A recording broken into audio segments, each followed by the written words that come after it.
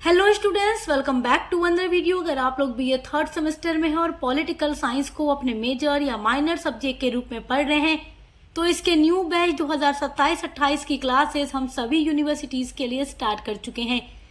जब भी आप बीए थर्ड सेमेस्टर में पॉलिटिकल साइंस पढ़ते हैं तो आपके पेपर का नाम होता है पॉलिटिकल प्रोसेस इन इंडिया और इसका आज हम यूनिट नंबर 2 स्टार्ट करने वाले हैं। यूनिट नंबर 1 में पढ़ा चुकी हूँ। यूनिट नंबर 2 में आपको पढ़ना है अर्ध संघवाद के बारे में, गठबंधन सरकार के बारे में, राजनीतिक दल के बारे में और भारत में दलीय व्यवस्था के बारे में। यानी कि ये सारे टॉपिक आपको यूनिट नंबर 2 में पढ़ना है और आज हम ये सारा टॉपिक एक ही वीडियो में कवर करने वाले हैं। और जो वीडियो है ये पूरा नोट्स के साथ आपको मिलने वाली है, जिससे आप अपने एग्जाम की तैयारी अच्छी कर सकते हैं। मैं जितनी भी क्लासेस अपलोड करती हूँ पूरी नोट्स के साथ करती हूँ ताकि आपको एक आइडिया लग सके कि एग्जाम में जाकर आपको अपना आंसर किस तरीके से लिखना है। पॉलिटिकल साइंस का पूरा सिलेबस भी हमने अपलोड कर दिया है, आप चैनल पर विजिट करके देख सकते हैं। तो आपके यूनिट नंबर 2 का सबसे पहला टॉपिक है अर्ध संघवाद की अवधारणा। मेरे प्यारे बच्चों, हम सबसे पहले जानेंगे अर्ध संघवाद होता क्या है। अर्ध संघवाद को इंग्लिश में क्वेसी फेडरलिज्म कहा जाता है। तो चलिए सबसे पहले हम अर्ध संघवाद की अवधारणा पढ़ते हैं। देखिए, अर्ध संघवाद ऐसी शासन व्यवस्था होती है जिसमें संघीय और एकात्मक दोनों प्रकार की विशेषताएं मौजूद होती हैं। अर्ध संघवाद क्या है? एक ऐसी शासन व्यवस्था है और इसका एग्जाम्पल मैं आपको दूंगी हमारे भारत का। हमारा भारत अर्ध संघवाद शासन व्यवस्था वाला देश है जिसमें आपको संघीय यानी संघात्मक और एकात्मक दोनों प्रकार की विशेषताएं मिल जाएंगी। अब सबसे पहले आपको ये जानना है कि संघीय क्या है और एकात्मक क्या है, तो अब इसको बहुत ध्यान से सुनिएगा।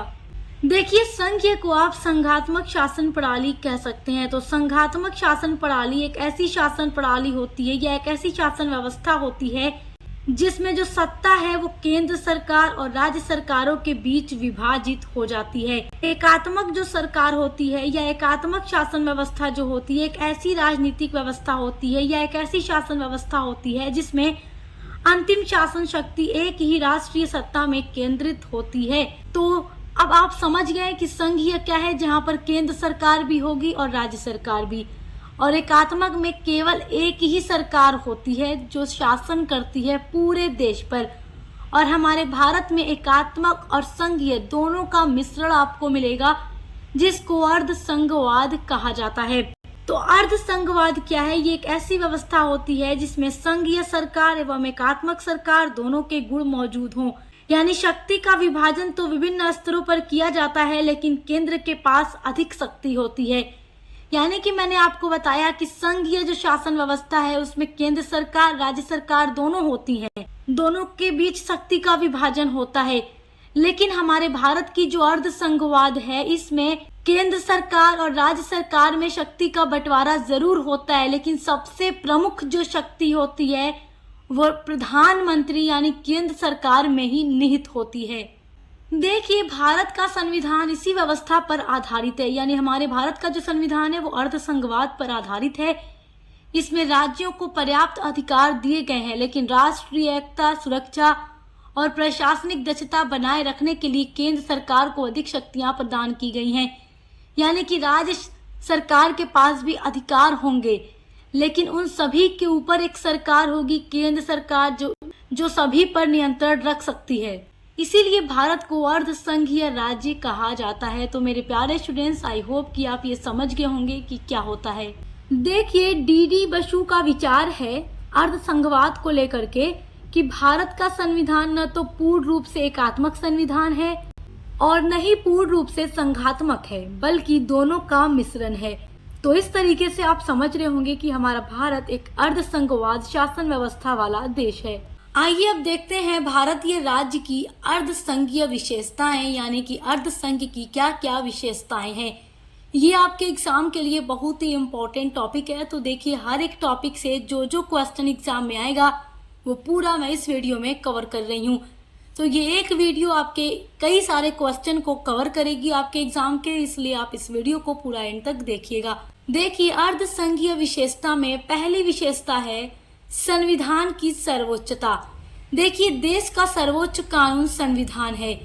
केंद्र और राज्य दोनों को संविधान के अनुसार कार्य करना होता है, चाहे केंद्र सरकार हो या राज्य सरकार हो। दोनों को अगर शासन करना है, कोई भी कार्य करना है, तो संविधान के अनुसार ही करेंगे।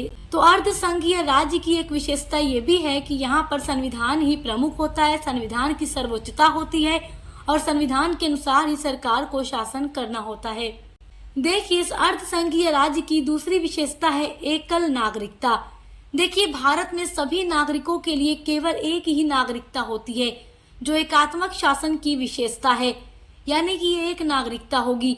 जबकि अगर आप अमेरिका की बात करें तो वहां पर हर नागरिक की दो नागरिकता होती है। पहली नागरिकता कि वो अमेरिका के नागरिक हैं और दूसरी नागरिकता उस राज्य की होती है जिस राज्य में वो पैदा हुए हों, जिस राज्य में वो रहते हों। और हमारे भारत में क्या होता है, केवल एक ही नागरिकता होती है कि हम भारत के नागरिक हैं।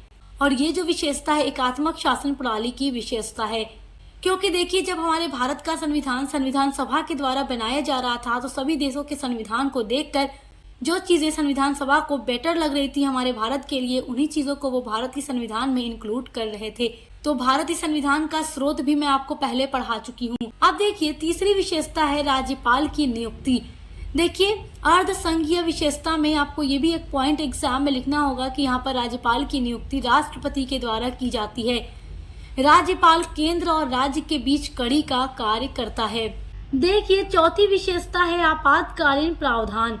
देखिए, आपातकालीन की स्थिति में केंद्र सरकार की शक्तियां बढ़ जाती हैं, यानी ज्यादा हो जाती हैं, और वह राज्यों पर अधिक नियंत्रण स्थापित कर सकती है। यानी कि अगर कोई आपातकालीन स्थिति पैदा हो जाती है तो उस समय क्या होता है, अर्धसंघीय राज्य में क्या होता है कि जो केंद्र सरकार होती है उनकी शक्ति बढ़ जाती है और वो अपने देश के राज्यों पर अधिक नियंत्रण यानी ज्यादा नियंत्रण स्थापित कर सकती हैं। अर्धसंघीय राज्य की पांचवी विशेषता है राज्यसभा में राज्यों का एक जैसा प्रतिनिधित्व नहीं होता। यानी कि यहाँ पर राज्यसभा में निम्न जनसंख्या वाले राज्यों की अपेक्षा अधिक जनसंख्या वाले राज्यों के प्रतिनिधि अधिक होते हैं। देखिए, आप लोकसभा राज्यसभा के बारे में जानते हैं और आप BA first semester political science में ये सब कुछ पढ़ चुके हैं। अभी आप बीए के थर्ड सेमेस्टर में हैं और पहले ही लोकसभा राज्यसभा के बारे में मैं आपको पढ़ा चुकी हूँ। तो मैंने आपको बताया था कि लोकसभा में जो भी सांसद होते हैं वो इलेक्शन के माध्यम से जनता के द्वारा चुने जाते हैं, चुनाव होता है। और राज्यसभा में जो सांसद होते हैं वो जिस राज्य में जनसंख्या अधिक होगी वहां से अधिक प्रतिनिधि राज्यसभा में आते हैं और वो राज्यसभा के सांसद बनते हैं, और कम जनसंख्या वाले राज्य से कम प्रतिनिधि आते हैं राज्यसभा में और वो सांसद बनते हैं। तो इसलिए राज्यसभा में राज्यों का एक जैसा प्रतिनिधित्व नहीं होता, अधिक जनसंख्या वाले राज्यों से अधिक प्रतिनिधित्व आएंगे। तो आई होप कि आप ये समझ गए होंगे कि भारतीय राज्य की अर्धसंघीय विशेषताएं क्या क्या हैं। इसका क्वेश्चन एग्जाम में पूछेगा कि अर्धसंघीय राज्य की विशेषताओं का वर्णन कीजिए, तो आपको ये पूरी विशेषता लिख कर के आनी होगी। तो ये था आपके यूनिट 2 का पहला टॉपिक। अब आइए दूसरा टॉपिक पढ़ते हैं, गठबंधन सरकार के बारे में। मैंने पहले ही आपसे कहा था कि मैं पूरा टॉपिक आपको एक ही वीडियो में कवर करा दूंगी। तो देखिए, गठबंधन सरकार। देखिए, गठबंधन सरकार का सबसे पहले हम ये जानेंगे कि ये वर्ड आया कहाँ से है। गठबंधन जो वर्ड है ये विकसित कैसे हुआ और इसका मतलब क्या होता है। देखिए, कोलिशियन ये शब्द जो है लैटिन भाषा का शब्द है, जिसका मतलब होता है एक साथ चलना या एक साथ बढ़ना या एक साथ विकसित होना। तो कोलिशियन का हिंदी अर्थ होता है गठबंधन, और हिंदी में इसका मतलब है कि विभिन्न भागों को एक काया में संयुक्त करना। तो गठबंधन सरकार का मतलब क्या होगा कि जब भी चुनाव लड़ा जाता है, चुनाव होता है और पूर्ण बहुमत किसी भी पार्टी को नहीं मिलता तो कई पार्टियां मिलकर गठबंधन करके सरकार बनाती हैं, तो उसी को गठबंधन की सरकार कहा जाता है। तो आइए अब इसका अर्थ समझते हैं, गठबंधन सरकार का क्या अर्थ है। Meaning of coalition government. देखिए, गठबंधन सरकार वह सरकार होती है जिसमें दो या दो से अधिक राजनीतिक दल मिलकर सरकार बनाते हैं। मैंने आपको बताया है कि पूर्ण बहुमत अगर नहीं प्राप्त होता किसी भी पार्टी को चुनाव लड़ने के बाद, तो कई सारी पार्टियां आपस में क्या करती हैं, बातचीत करके गठबंधन कर लेती हैं और मिलकर एक सरकार बनाती हैं। और गठबंधन की सरकार केंद्रीय स्तर पर भी बनाई जा सकती है, राज्य स्तर पर भी बनाई जा सकती है। ऐसी स्थिति तब उत्पन्न होती है, यानी गठबंधन की सरकार बनाने की जो स्थिति है वो कब उत्पन्न हो सकती है? जब किसी भी एक राजनीतिक दल को चुनाव में पूर्ण बहुमत प्राप्त नहीं होता, तब कई सारे राजनीतिक दल आपस में सहमति करके, साझा करके, कार्यक्रम के आधार पर मिलकर सरकार का गठन करते हैं, आपस में बातचीत करते हैं और कई सारे राजनीतिक दल मिलकर सहमत हो जाते हैं मिलकर सरकार बनाने के लिए, तब जाकर वो गठबंधन की सरकार बनती है। तो आई होप कि आप समझ गए होंगे गठबंधन सरकार का मतलब क्या होता है। देखिए, लोकसभा में पूर्ण बहुमत यानी कि एब्सोल्यूट मेजॉरिटी का मतलब होता है कि सदन की कुल निर्धारित जो संख्या है सदस्यों की, उस संख्या के आधे से अधिक सदस्यों का समर्थन प्राप्त होना जरूरी है। तो देखिए, लोकसभा की कुल निर्धारित सदस्यों की संख्या 543 होती है और पूर्ण बहुमत होगा 272।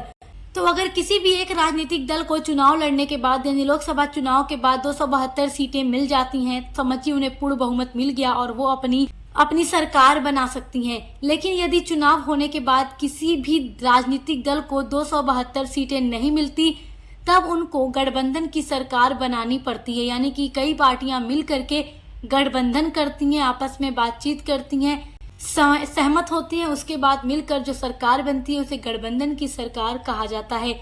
देखिए, लोकसभा में सरकार बनाने के लिए 272 सांसदों का समर्थन आवश्यक होता है, तभी जाकर पूर्ण बहुमत प्राप्त होता है और कोई भी राजनीतिक दल अपनी पूरी खुद की सरकार बना सकती है, वरना अगर ये कम होगा तो गठबंधन करना पड़ता है। तो आई होप आप समझ गए होंगे गठबंधन सरकार होता क्या है। आपकी अगली हेडिंग है गठबंधन सरकार के गुण। This is very most important topic. ये एग्जाम में जरूर पूछता है कि गठबंधन सरकार क्या होता है, इसके गुणों का वर्णन कीजिए।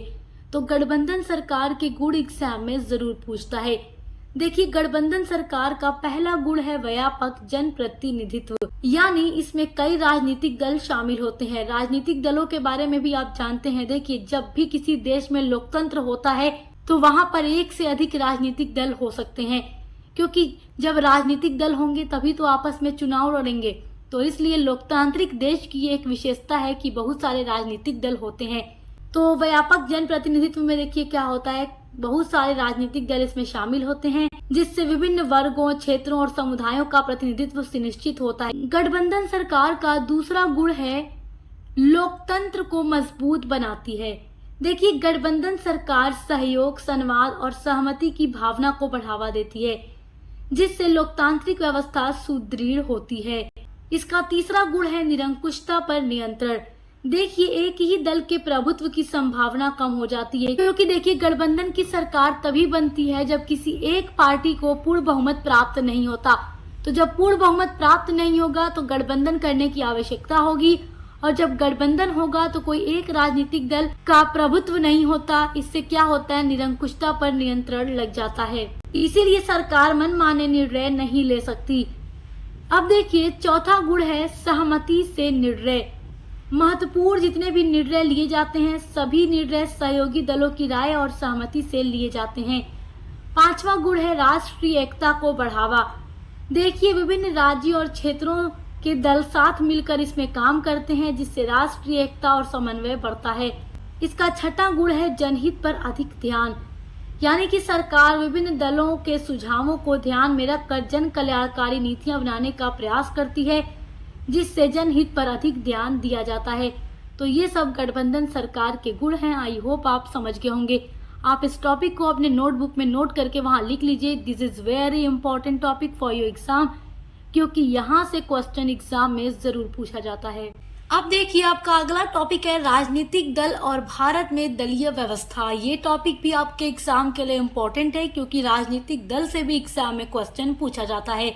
तो आइए सबसे पहले हम जानते हैं राजनीतिक दल का अर्थ क्या होता है। एग्जाम में जब भी आपसे क्वेश्चन पूछेगा तो जिस तरीके से मैं आपको वीडियो में पढ़ाती रहती हूँ, बिल्कुल वैसे ही आपको लिख करके आना है, क्योंकि हम ये नोट्स आपके लिए ही इतनी मेहनत करके बनाते हैं, ताकि जो भी हमारे स्टूडेंट हमारी वीडियोस को देखकर पढ़ाई करते हैं वो अपने एग्जाम के लिए अच्छी तैयारी कर सकें। वरना मैं शॉर्ट नोट्स से भी आपको पढ़ा सकती हूँ, लेकिन ये नोट्स मेहनत करके आपके लिए बनाया जाता है, ताकि आप लोग अपने एग्जाम में जाकर अपना आंसर अच्छे से लिख कर पूरा नंबर पा सकें। तो इसलिए वीडियो को ज़्यादा से ज़्यादा शेयर किया करें, चैनल को सब्सक्राइब जरूर करें। सबसे पहले देखिए राजनीतिक दल। देखिए, मैंने आपको बताया कि हमारा भारत एक लोकतांत्रिक देश है और जब देश लोकतांत्रिक होगा तो वहाँ एक से अधिक राजनीतिक दल होंगे जो चुनाव लड़ते हैं। तो राजनीतिक दल ऐसे व्यक्तियों का संगठित समूह होता है जो समान राजनीतिक विचारधारा, सिद्धांत और नीतियों के आधार पर संगठित होकर चुनाव लड़ते हैं तथा सरकार बनाकर देश का शासन चलाने का प्रयास करते हैं। तो कोई भी राजनीतिक दल होता है, उसका पहला उद्देश्य क्या है? अपनी सरकार बनाना और देश पर शासन चलाना।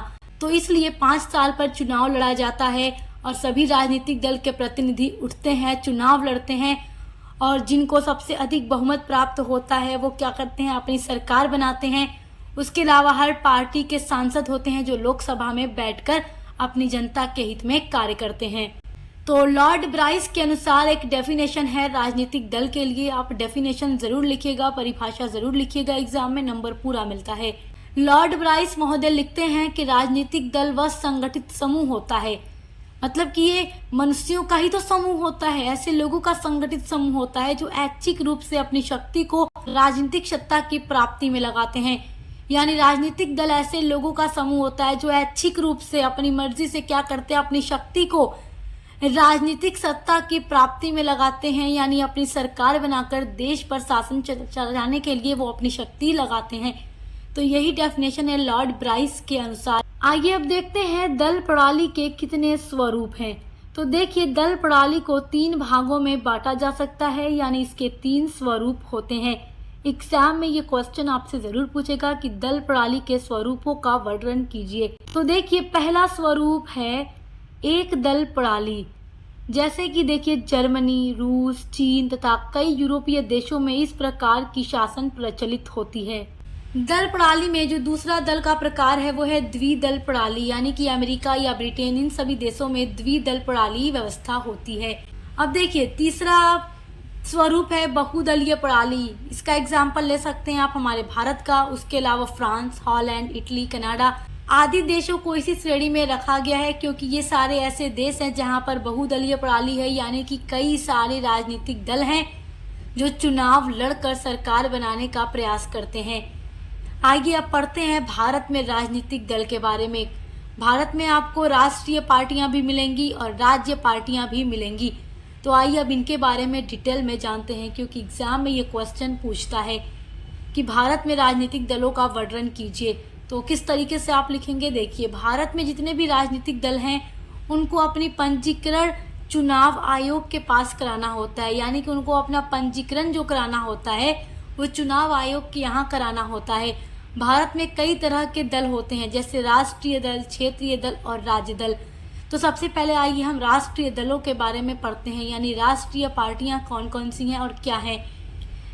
देखिए, राष्ट्रीय पार्टियां क्या होती हैं? एक पंजीकृत पार्टी को, देखिए पंजीकृत कहाँ कराना होता है किसी भी पार्टी को? अपना चुनाव आयोग के यहाँ। तो जो एक पंजीकृत पार्टी है उसको राष्ट्रीय पार्टी के रूप में तभी मान्यता दी जाती है जब वह नीचे दिए गए 3 शर्तों में से एक शर्त को पूरा करती है। तो पहली शर्त है, पार्टी कम से कम 3 अलग अलग राज्यों में लोकसभा में 2% सीटें यानी 11 सीटें जीतती है।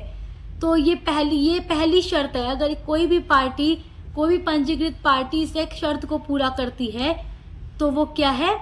राष्ट्रीय पार्टी की मान्यता उसको मिल जाती है। तो 3 शर्तों में से एक शर्त को पूरा करना जरूरी होता है। तो ये पहली शर्त है। देखिए, दूसरी शर्त है, लोकसभा या विधानसभा के आम चुनाव में पार्टी को किसी भी 4 या अधिक राज्यों में 6% वोट मिलते हैं और इसके अतिरिक्त वह 4 लोकसभा सीटें भी जीतती हैं। तो ये दूसरी शर्त हो गई। तीसरी शर्त है कि पार्टी को 4 राज्यों में राज्य स्तरीय पार्टी के रूप में मान्यता प्राप्त है। तो अगर कोई भी पंजीकृत पार्टी इन तीनों शर्तों में से कोई एक शर्त पूरी करती है तो उसको राष्ट्रीय पार्टी के रूप में मान्यता दी जाती है। आइए अब जानते हैं कि भारत में किन राजनीतिक दलों को राष्ट्रीय दल के रूप में मान्यता प्राप्त है। तो वर्तमान में भारत में कुल 6 राष्ट्रीय पार्टियां हैं। पहली पार्टी है भारतीय जनता पार्टी, दूसरी है भारतीय राष्ट्रीय कांग्रेस, तीसरी पार्टी है आम आदमी पार्टी, चौथी पार्टी है बहुजन समाज पार्टी, 5वीं है नेशनल पीपल पार्टी और छठी है मार्क्सवादी कम्युनिस्ट पार्टी। तो ये सारी जो पार्टियां हैं इनको भारत में राष्ट्रीय दल की मान्यता प्राप्त है। आइए मेरे प्यारे स्टूडेंट्स, अब पढ़ते हैं भारत में राज्य पार्टियों के बारे में। देखिए, किसी भी पार्टी को राज्य पार्टी का दर्जा तभी मिलता है जब कोई एक शर्त वो पूरी करती है। यहाँ पर देखिए कई सारी शर्तें हैं, तो अगर कोई भी पार्टी किसी एक शर्त को पूरा करती है तो वो राज्य दल के रूप में उसको मान्यता दी जाती है। देखिए, पहली शर्त है कि राज्य में लोकसभा या विधानसभा के लिए हुए चुनावों में दल ने कुल वैध मतों के 8% मत प्राप्त किए हों। पहली शर्त ये है। देखिए, दूसरी शर्त है लोकसभा के लिए हुए आम चुनाव में दल ने राज्य के लिए निर्धारित प्रत्येक 25 लोकसभा सीटों में से एक सीट पर जीत दर्ज की हो। तीसरी शर्त है कि राज्य में हुए लोकसभा या विधानसभा के चुनाव में दल ने कुल वैध मतों के 6% मत प्राप्त किए हों तथा इसके अतिरिक्त उसने एक लोकसभा सीट या 2 विधानसभा सीटों पर जीत दर्ज की हो।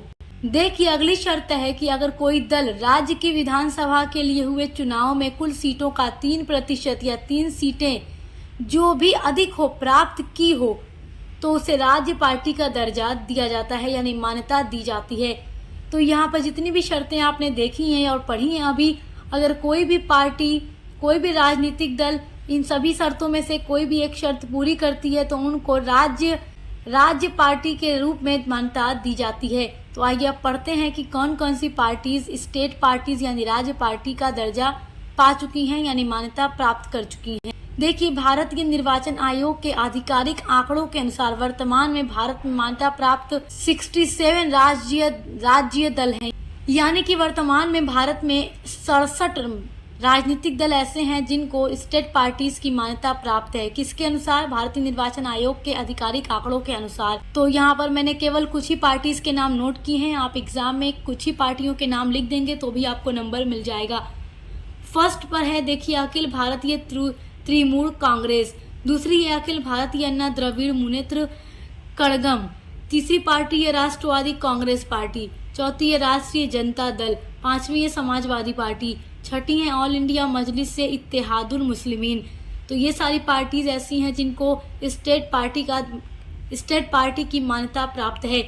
तो मेरे प्यारे स्टूडेंट्स, आज की वीडियो में हमने यूनिट नंबर 2 का पूरा टॉपिक कवर कर लिया है। तो एक ही वीडियो में मैंने आपके सारे टॉपिक को कवर कर दिया है। आई होप कि आपको अपना हर एक टॉपिक बहुत अच्छे से समझ आ गया होगा। यहाँ से जो भी क्वेश्चन आएगा मैं उम्मीद करती हूँ आप एग्जाम में जाकर लिख लेंगे। देखिए, जो क्वेश्चन वैसे इंपॉर्टेंट होगा एग्जाम 2027-28 के लिए, उनके लिए मैं अलग से वीडियोस आपको प्रोवाइड करूंगी जब आपका एग्जाम होने वाला होगा। तो इसलिए आपको एग्जाम की तैयारी के लिए टेंशन नहीं लेना है। हर एक सब्जेक्ट की वीडियोस आपको मिलती रहेंगी। Important question answer, model paper, महासंग्राम क्लासेस आपको मिलेंगी और को करिकुलर की भी क्लासेस मिलती रहेंगी जिनके थ्रू आप अच्छी तैयारी एग्जाम की करके पूरा नंबर पा सकते हैं। तो अच्छे से पढ़ाई करते रहिए। Best of luck. अब मिलते हैं अगली वीडियो के साथ।